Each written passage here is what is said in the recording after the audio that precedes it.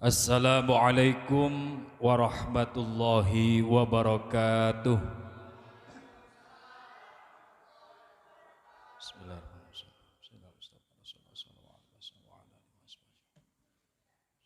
Al-Fatihah. A'udzu billahi minasyaitonir rajim. Bismillahirrahmanirrahim. Alhamdulillahi rabbil alamin arrahmanir rahim maliki yaumiddin. Iyyaka na'budu wa iyyaka nasta'in ihdinas siratal mustaqim siratal ladzina an'amta 'alaihim ghairil maghdubi 'alaihim waladdallin. Amin.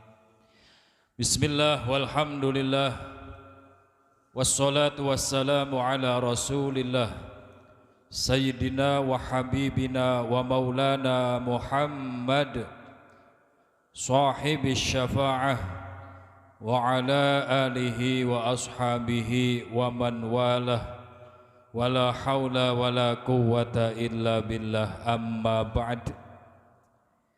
Para remaja santri Ikatan Remaja Masjid Nurul Hidayah, kita lanjutkan ngaji kita kitab Sapinah. Kemarin enggak kebagian Sapinahnya sampai pasal wa ma'na la ilaha illallah. Bismillahirrahmanirrahim. Qala al-muallif rahimahullahu ta'ala wa nafa'ana bihi wa bi'ulumihi fid darain amin. Faslun utawi ikilah pasal nerangaken wa ma'na la ilaha illallahu utawi maknane kalimat la ilaha illallah.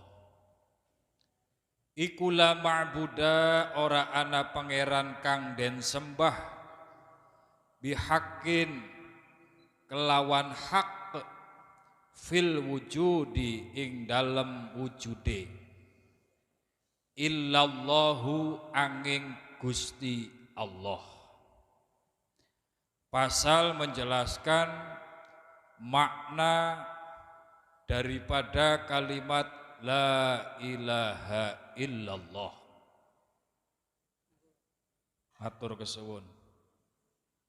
La ilaha illallah merupakan kalimat yang sangat dahsyat. Maknanya apa? Kalimat la ilaha illallah ini terdiri dari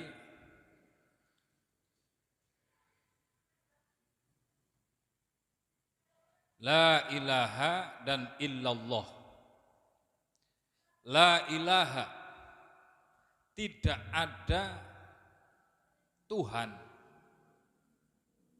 La-nya ini adalah la nafi, artinya tidak ada. La nafi artinya tidak ada. Sedikit kita bahas bahwa daripada kalimat la ilaha illallah ini, kita sebagai umat Islam diajarkan untuk punya sikap la, punya sikap an-nafi, peniadaan, punya sikap kalau dalam kehidupan sehari-hari kita pembersihan. Sikap yang tegas sebagai umat Islam harus punya sikap la. Maksiat la, minuman keras la, zalim la, cotos-cotosan la, adu domba la, saling menghina la.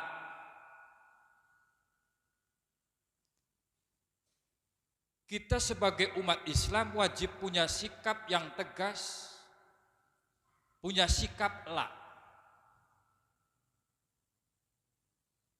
Ketika ada hal yang bertentangan dengan syariat, kita harus mampu punya sikap la.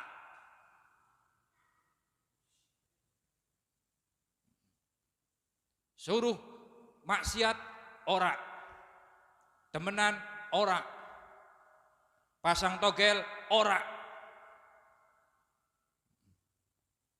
mabok-mabokan ora. Kalau kita tidak punya sikap ketegasan dalam tidak punya sifat sikap nafi dalam kehidupan kita, maka kita akan mudah dilemahkan.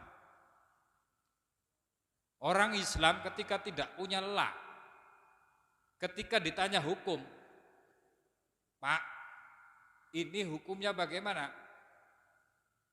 Haram. Pak, ini hukumnya bagaimana? Saya kasih 10 miliar deh, halal. Pincli. Korupsi, apa hukumnya? Haram. Saya kasih deh bagian 5 miliar, halal. Kita hanya harus punya sikap la. La untuk meniadakan sesuatu yang buruk. Dalam kalimat la ilaha illallah, al-manfi atau yang dinafikan, yang ditiadakan itu adalah ilah, Tuhan. Seorang Islam, seorang yang beriman wajib meniadakan Tuhan. Belum selesai kalimatnya. Ini kalimat negasi. Nanti ada itsbat, penetapan, yaitu illallah. La ilaha, tidak ada Tuhan. La ma'buda bihaqqin, tidak ada Tuhan yang berhak disembah. Tidak ada sesuatu apapun yang pantas dipertuhankan. Illallah, kecuali Allah. Di sini isbatnya, penentuannya. Negasinya adalah la ilaha illallah, penentuannya. Tidak ada Tuhan yang pantas, yang berhak untuk disembah kecuali Allah. Saat ini persepsi manusia, pandangan manusia, ada enggak Tuhan selain Allah? Ada. Ada yang mempertuhankan selain Allah. Ada yang mempertuhankan batu. Ada yang mempertuhankan matahari. Ada yang mempertuhankan hewan dan sebagainya. Tempekong. Berhala. Itu semua tidak ada yang pantas untuk dipertuhankan illallah, kecuali Gusti Allah.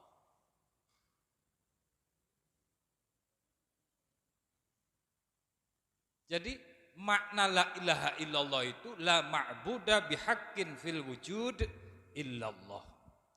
Tidak ada yang pantas, tidak ada yang berhak untuk disembah kecuali Gusti Allah.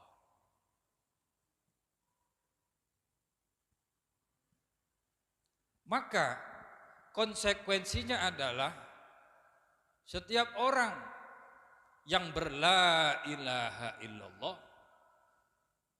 wajib untuk betul-betul meyakini bahwa tidak ada satupun yang pantas atau berhak disembah selain Allah. Seandainya terbesit dalam pikiran kita ada Tuhan selain Allah, kita mikir-mikir, lah ada Tuhan A, Tuhan B, Tuhan C. Itu perlu dikoreksi keimanan kita. Kita sebagai orang yang beriman wajib kita untuk meyakini bahwa tidak ada satupun Tuhan yang pantas disembah kecuali Allah.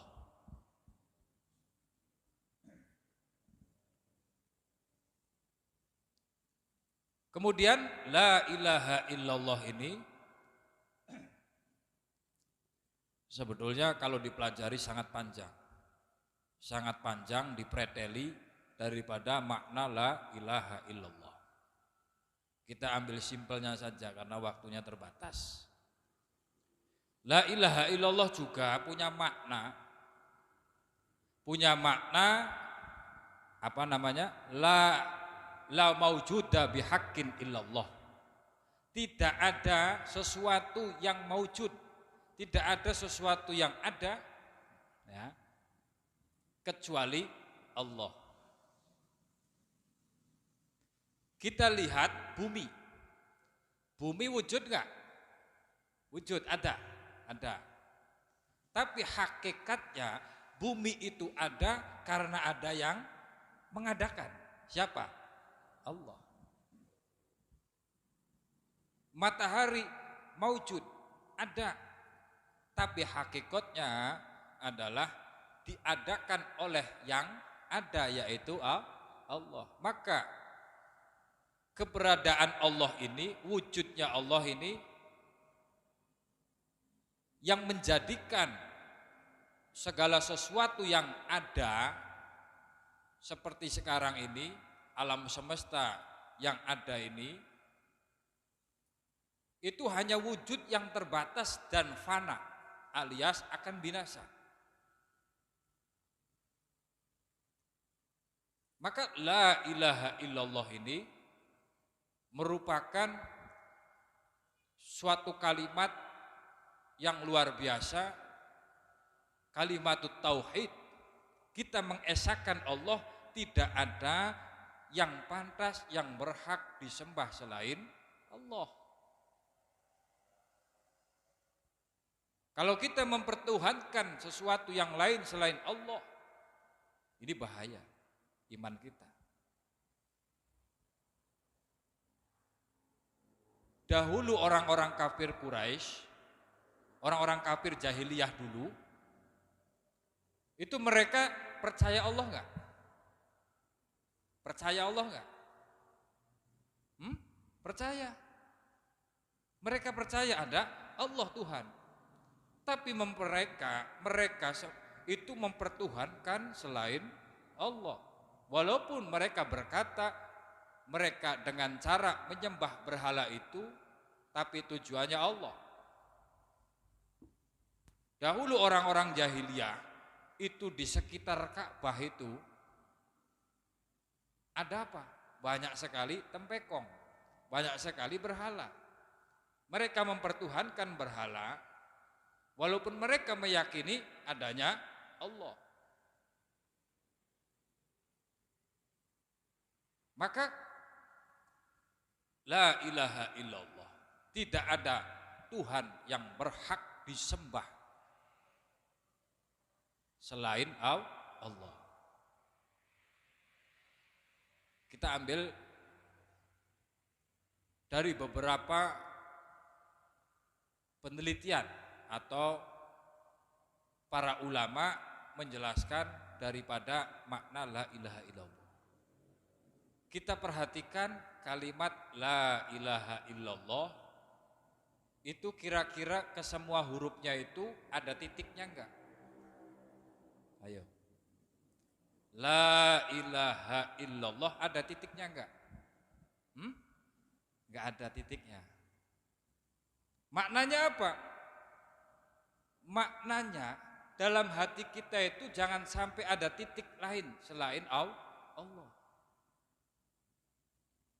Kalau kita pengen sinar dari Allah, pengen nurullah, sinarnya Allah itu masuk ke dalam hati kita, maka jangan ada titik-titik lain yang masuk selain Allah.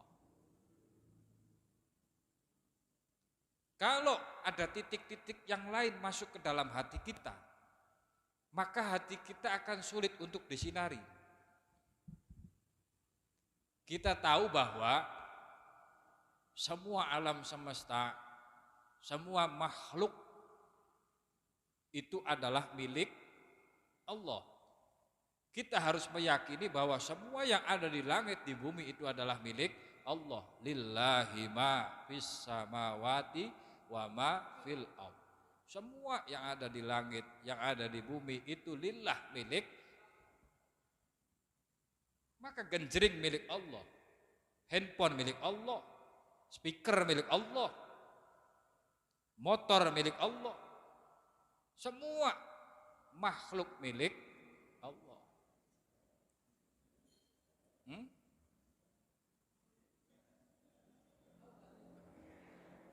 Di dunia kita hanya memiliki kebendaan itu hanya dalam ranah syariat. Contoh, kita punya motor, kita dua motor, ya, dua motor, hakikatnya motornya siapa? Gusti Allah. Tapi di dunia berlaku syariat, kita hanya hukum syariat bahwa motor itu punya saya dengan bukti saya punya BPKB-nya.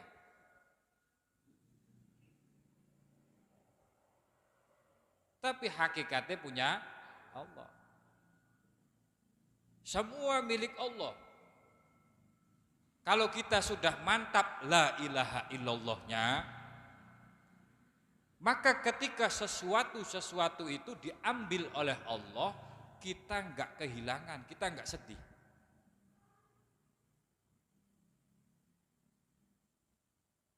Ya toh, dua mobil hilang, dicolong, sedih tak? Bahagia, kaget. Punya mobil hilang, nyatanya hati kita masih sedih. Kenapa? Karena kita merasa memiliki mobil, karena kita merasa memiliki benda tersebut. Kita kehilangan sesuatu, kemudian hati kita gelisah, hati kita sedih, mengkel dan sebagainya. Ini sebenarnya orang ini sudah berkata bahwa itu semua milik saya. Padahal semuanya adalah milik Allah.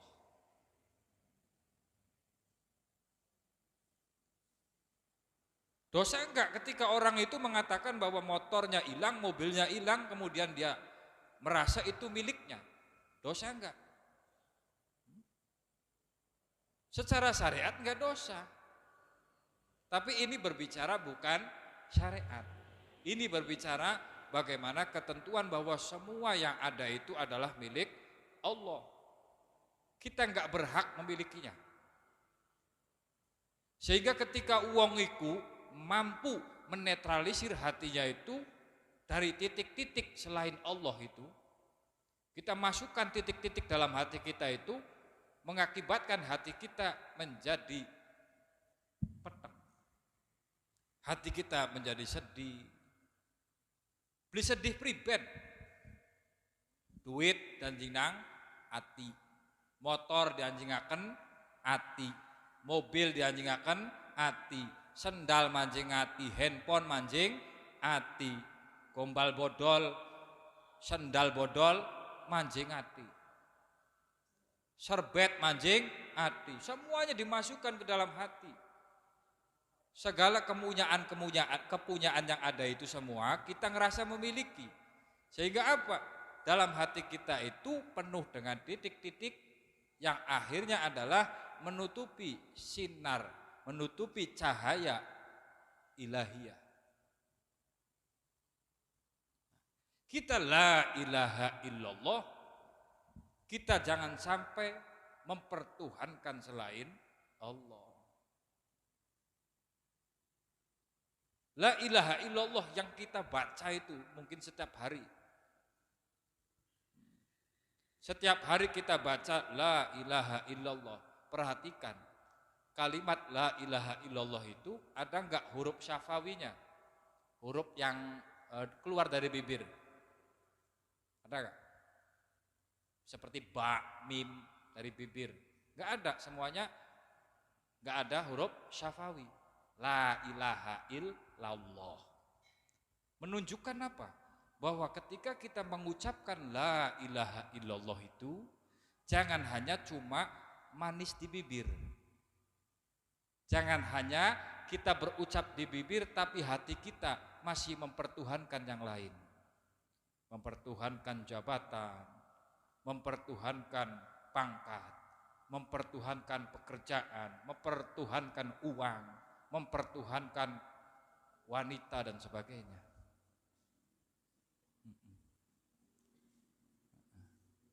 Ngerti blinto? Puyeng. Sloh, angel nerangaken nih. Ini masalah ketauhidan. Wis, kenen bae. Kita la ilaha illallah, kang gampange bae. Kita berla ilaha illallah untuk diri kita itu khasiatnya apa? Bahwa Rasulullah Shallallahu Alaihi Wasallam bersabda, jaddidu imanakum.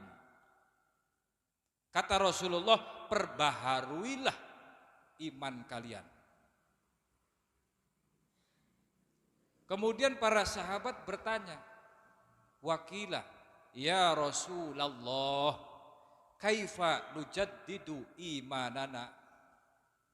Bagaimana kami memperbaharui iman kami?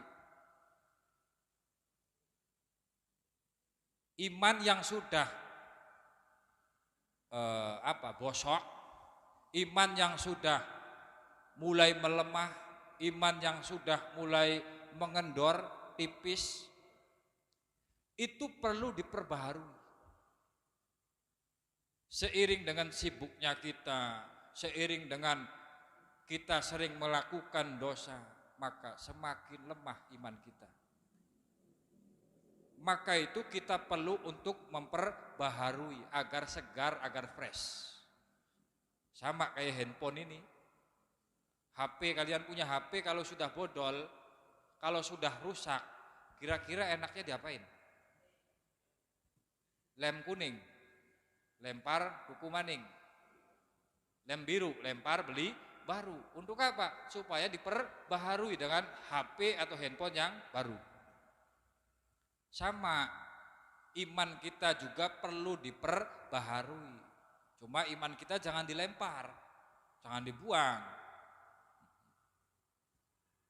Kaifa nujaddidu imanana ya Rasulullah? Kados pripun kula niku nganyari iman kula? Dijawab ning Kanjeng Nabi, yaitu dengan cara kita memperbanyak membaca la ilaha illallah. Dengan cara kita memperbanyak la ilaha illallah. Artinya apa? Nabi Muhammad SAW mengajarkan kepada kita semua satu amalan yang mudah, yang singkat, yang pendek, tapi sangat bermanfaat sekali. Untuk apa? Untuk merefresh, menyegarkan iman kita. Coba bayangkan, cukup dengan kita la ilaha illallah, la ilaha illallah, itu mampu menyegarkan iman kita. Seandainya Rasulullah memerintahkan kepada kita, perbaharuilah imanmu dengan apa? Dengan sholat tahajud 1000 rakaat. Ayo, siap beli. Wis lah, bagian imane bosok kan. Beli harap tak anyari. Berat. Perbaharuilah imanmu dengan sedekah 1 miliar. Udahlah, mundur teratur, lebih baik iman saya lawas, bosok.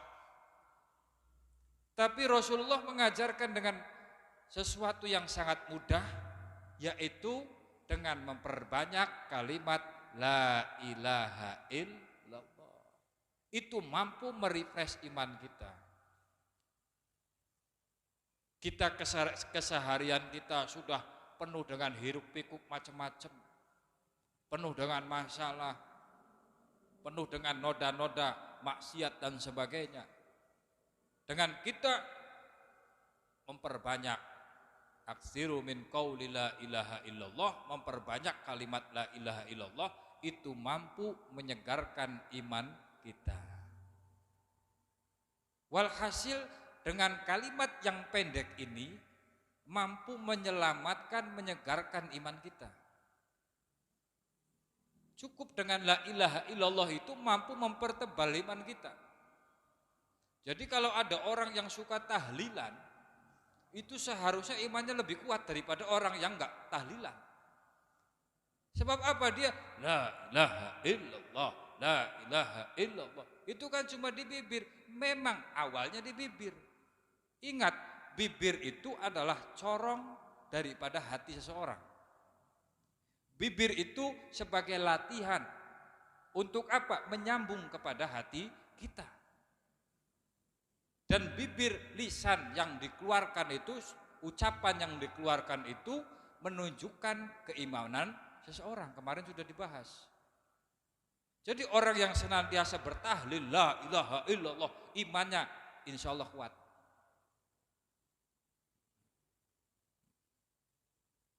Sebab apa? Dia senantiasa menyegarkan imannya dengan kalimat la ilaha illallah. Maka para ulama itu menggambarkan begini.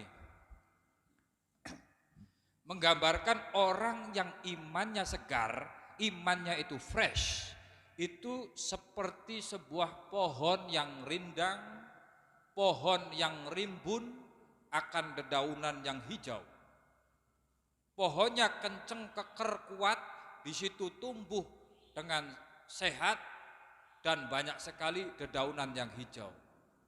Itu gambaran orang yang imannya seger, fresh.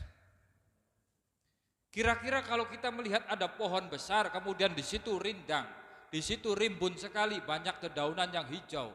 Kira-kira seneng nggak lihatnya? Seneng. Enak kita duduk di bawah pohon sambil selfie kan. Pohonnya bagus. Itu gambaran orang yang imannya kokoh, subur, seger seperti pohon yang rimbun tadi. Orang akan jatuh cinta kalau melihat sesuatu yang indah. Termasuk seperti yang digambarkan tadi. Ada pohon bagus rindang, hati kita akan tergerak untuk duduk di sana. Pengen DPR duduk di bawah pohon rindang. Iya, di bawah pohon rindang. Seneng. Tapi sebaliknya, wong kang imane bosok, wong kang imane tipis, itu diibaratkan sebuah pohon yang mana pohon tersebut itu layu, pohon tersebut tampak tidak sehat, daunnya pun kering, rontok, kemudian dahannya itu mudah rapuh dan sebagainya. Sehingga kita kalau melihat pohon semacam itu seneng enggak? Hah? Seneng bae. Ana wiwitan aparane kah? Beli subur, ana wiwitan beli subur, godongnya pada garing, pange pada semplak, oyode jeprat. Deleng beli nyenengaken, wis kari rubuh-rubuhe bae. Kita kalau melihat ada pohon semacam itu, apa yang dipikirkan dalam kita, dalam pikiran kita? Wis bae jadi tegor. Wis bae jadi tegor, wiwitan makenen ki wis beli produktif, wis beli subur, wis beli seger, ditebang bae. Setelah ditebang, kemudian apa? Diambil kayunya. Setelah diambil kayunya, dijadikanlah kayu tersebut kayu bakar. Kayu pohonnya udah jelek, kayu bakar jadinya. Diobong, dibakar. Sama orang yang tidak berla ilaha illallah, Orang yang tidak berla ilaha illallah itu sama dengan pohon yang seperti tadi. Kita melihatnya aja enggak suka. Dalam arti ada pohon semacam itu kita enggak suka. Pengennya ditegur. Nanti juga orang yang tidak berla ilaha illallah besok juga akan dibakar. Di mana? Ya di neraka. Orang yang tidak la ilaha illallah akan dibakar juga seperti kayu tadi. Di mana? Ya di neraka. Maka orang yang berla ilaha illallah, dia punya satu kunci yang akan menjamin dirinya dimasukkan ke dalam surga. Miftahul jannah la ilaha illallah. Maka orang yang suka tahlilan la ilaha illallah pasti manjing surga. Orang yang berla ilaha illallah relatif imannya akan lebih kuat daripada orang yang jarang berzikir la ilaha illallah. Jam 10. Setelah. Wes wallahu a'lam bishawab. Mudah-mudahan bermanfaat. Mudah-mudahan kita semua terus mampu mempelajari kalimat la ilaha illallah ini sehingga iman kita semakin kuat, kita semakin kokoh dalam menuhankan Allah Subhanahu wa taala. Tidak ada satupun yang pantas disembah, tidak ada satupun yang pantas dipertuhankan kecuali Allah. Wallahu a'lam bishawab. Al-Fatihah. A'udzubillahi minasyaitonir rajim. Bismillahirrahmanirrahim. Arrahmanirrahim. Maliki yaumiddin. Iyyaka na'budu wa iyyaka nasta'in. Shiratal mustaqim. Shiratal ladzina an'amta 'alaihim ghairil maghdubi 'alaihim. Wallahul muwaffiq ila aqwamit thoriq. Wassalamu alaikum warahmatullahi wabarakatuh.